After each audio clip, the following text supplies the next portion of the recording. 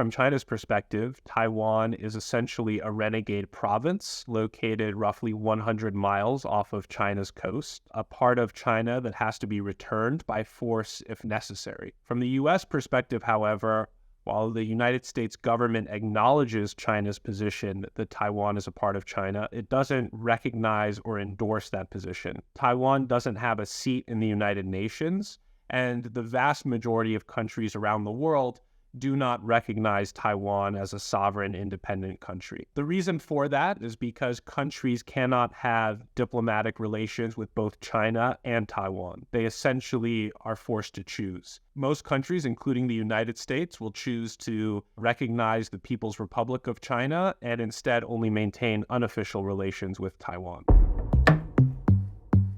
Taiwan has a complex history marked by the interplay of indigenous groups with colonial powers from the Dutch to the Japanese. After World War II, the Chinese Civil War erupted, pitting Mao Zedong and the Chinese Communist Party against Chiang Kai-shek and the Nationalists.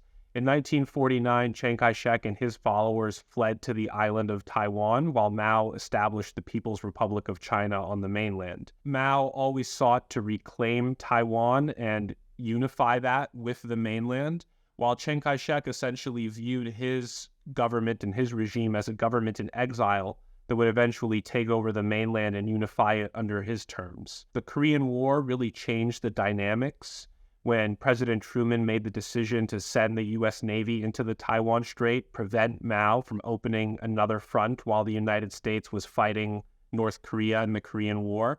And that really locked in the lines that we see today. From the Chinese Communist Party's perspective, though, Taiwan is an unresolved part of the Chinese Civil War.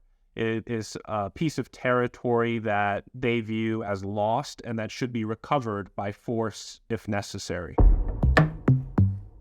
Taiwan is a pluralistic society, a liberal democracy, so saying what 23 million people want is quite difficult. But public polling on Taiwan reveals that there is virtually no support for unification with China, and there is growing support for independence. However, Taiwanese people are very pragmatic, and they understand that pursuing independence is likely to prompt China to use force against Taiwan to prevent that outcome.